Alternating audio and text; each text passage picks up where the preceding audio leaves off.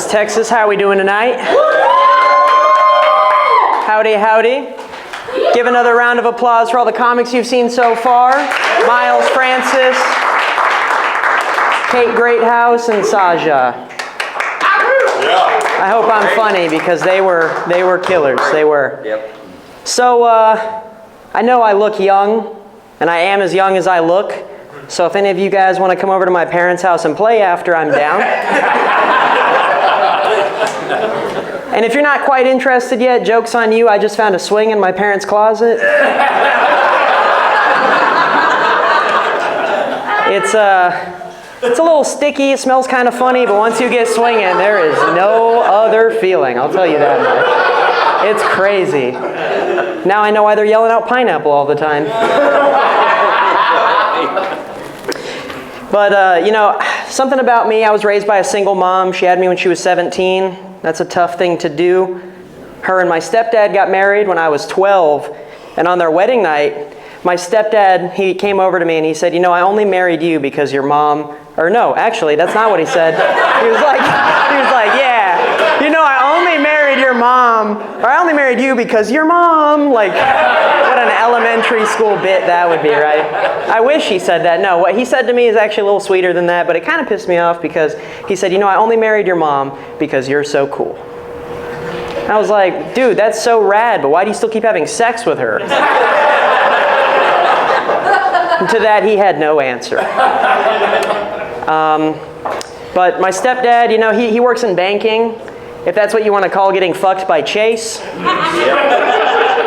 That's what my mom calls it. My stepdad's name is Chase.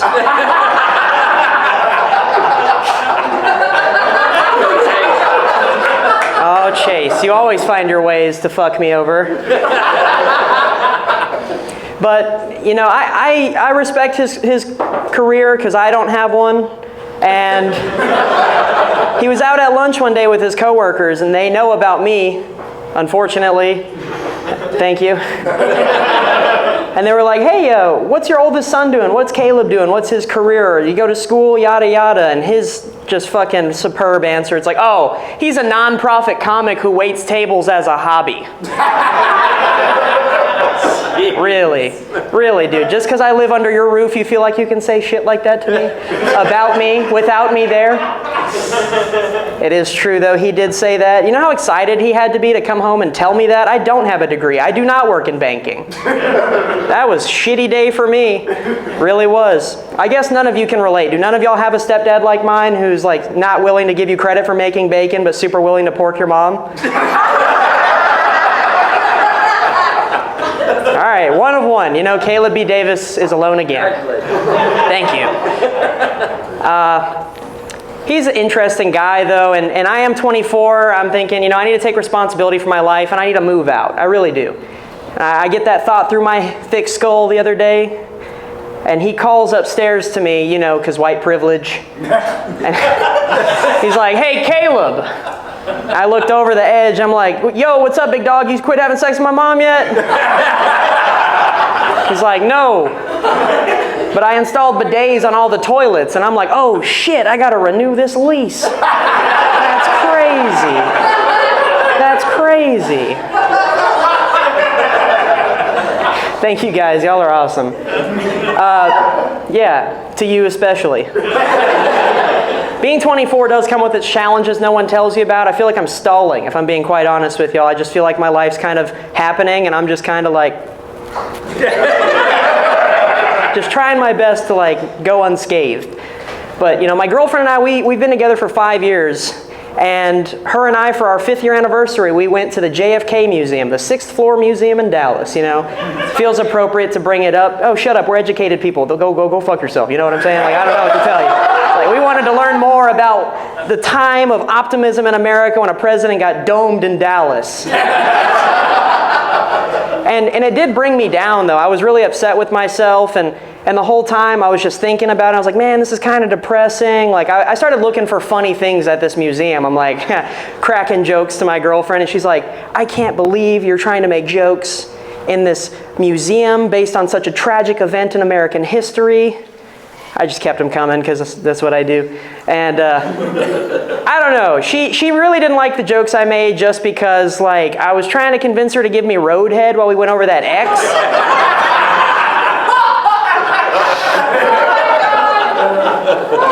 I don't know, guys. I just think it'd be really neat if two brains got blown on that same spot. That'd be really crazy.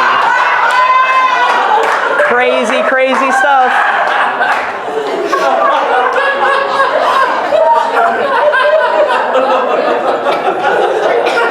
But I don't know, guys. I don't know. America's not unfamiliar with tragedy. 9/11 happened, and I'm sure by my baby face, you know I remember it very well. And, you know, it's just a matter of time, though, before another 9/11 happens. It's not a threat. It's just, you know, history does show to repeat itself sometimes. And to be honest with y'all, I mean, technologically, we live in the future. No one talks about that. And I don't think we're incapable of making flying cars. We're just not very good at road cars yet, guys. We're not. Pretty awful. And think about that. For every time you've been cut off on 35 by an asshole, if that fucker could fly a car, yeah. Isn't that frightening? The chances of another 9/11 happening become exponential the day someone gets to fucking fly a car. And the scariest part about that is it wouldn't necessarily need to happen on 9/11. It could happen on 8/6. It could happen on 4/12. It could happen on 6/9. Is that a double inside job? I don't know, guys. It could happen on 9/11 again. And you know, the frustrating thing about living in America is every time there's a sequel, most of the returning cast does not come back. And I hear none of those terrorists are coming back. They're too occupied with virgins or something? I didn't catch the memo. I don't know.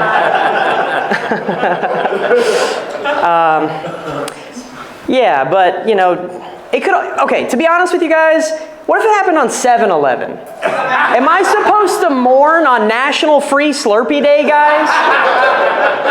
You're goddamn right, no. I'm gonna wild cherry my blueberry ass up those aisles with the biggest fucking receptacle they will let me put a brain freeze in. I'm gonna buy that shit. I'm not mourning a tragedy at all. She gets it. She shops at convenience stores because I'm a piece of garbage. Just kidding. I'm sure you already got that part. I don't know. These lights are brighter than what they told me they would be. They said, no, these are incandescents. I'm like, you fucking liars. Well, I'll tell you guys about this. This is some new stuff that's been going on in my life. Started going to the gym recently. Thank you. I appreciate it. I appreciate it. What's weird about that, though, is like my girlfriend knows I've been in the gym. My friends don't know necessarily I've been going to the gym, and one of my buddies is one of those fucking guys that like pushes you, and he's like, then he wants to fucking grapple wrestle you for some reason. He came over to me and he was like pushing me, fucking with me. He leaned in and grabbed me, and he stepped back and was like, oh, have you been working out? I looked at him and I was like, bro, if only my girlfriend would make me feel how you just made me. Oh my God, that's crazy. I can't believe it. It's insane. It is. So going to the gym comes with its advantages and disadvantages. The disadvantages for sure are the unnecessary, you know, pieces of advice from your friends that have been working out for some time. One of my buddies hit me with some crazy shit. He's like, hey bro, you should take some Blue Chew before you go.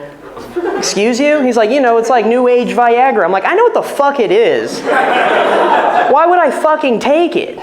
It's like, because bro, increases your blood flow. I just tuned him out. I was like, this guy is, no. I was like, bro, all right, I'm just going to cut it plain and simple for you. No muscle group is important enough to me to risk popping a PPTP while I'm just, just trying to hit it real hard. You know what I'm saying? I don't know. That joke's kind of a window into the fact that I'm battling with my sexuality. It's another joke my girlfriend hates. But I guess the fun part about it is like I've been looking for new outlets sexually to kind of like let myself out on. I've been finding a whole lot of like safety and choking out squirrels and bobcats in my neighborhood. I don't know. I watched that Dahmer documentary. I was like, maybe.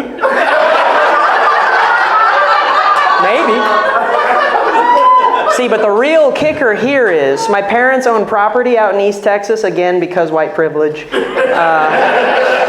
And And there's this 3-legged buck out there. He's an 8-point. And I look at him. I'm like, I could fucking take him. I could take him. He's a Jew deer. He's a Jew deer. I know that because he dug his way here from Long Island. Thank you. We've got a neo-Nazi in the audience. No, I'm just joking. That's actually kind of fucked for someone with blonde hair and blue eyes to say to an audience member, I can't even fucking, like, I can see you kind of. Like, I'm just being honest with you. It's not anything out of hate, but it's like, dude, how fast or strong could a deer with 3 legs really be? I could take him. I'll choke him out. I'm gonna go hard on that deer. I don't know. What do you guys been doing? What do you do for work? You yawned earlier, so I feel like you're ready for me to go. Now he's cheesing. As long as you're having a good time. Cool. All right. Too many of them. Too many of those? No. Are you driving? That means 3 more. He said can put a windshield Put a windshield in front of an Asian making. Are you guys Creole? Did you come from Louisiana? I'm confused. I'm up here just like, I don't know. I heard some adverbs in there. I was like, over in the bayou. What? Bro, there's not a pond within a quarter mile of this bitch. You said a bayou? What? Nah, I don't know. That's redneck. What do you do for work? You've been a great audience. Yeah, what do you do for work? Air traffic control. Air traffic control. Holy shit, dude. Not gonna lie, that's the type of autistic I am. Like, just sheer honesty. Those TikToks, YouTube shorts, Instagram reels of just pilots in their air traffic control banter, that shit's funny as fuck to me. I don't know. It's something like that and Yahtzee that just really does it for me. I'm like, yeah, Yahtzee! Woo! That's a lot of fun for me, you know? I don't know. Hey, I guess that's a thank you for your service because airplanes and buildings don't mix. You know, that's something, okay. I gotta roll my sleeves up for this one because I've been in Dallas. We're in Dallas right now. I've looked at buildings while I'm on the freeway and I'm just like, that building has mirrors on the side. How the fuck would a plane know to avoid that shit? You know, like it's like what if this plane's trying to take a selfie? It's like Omaha, Nebraska is now on the map because we had another one. I'm just saying, watch your air traffic, guys. It's crazy. Oh yeah, you do your best. You need to do your best every day. You need to do it there's not one day that you can just be like, I was close enough today. You know? You can't do that. You can try, but you might be on the news too, you know? Like, just trying to make things fair for everybody. Hey, thank you guys so much. Y'all have been fucking amazing. Thank y'all for coming out to Dallas Comedy Club. Hell yeah, I was gonna ask for the noise, but you guys gave it to me. Give it back up for your host, Mr. Miles Francis. I have been Caleb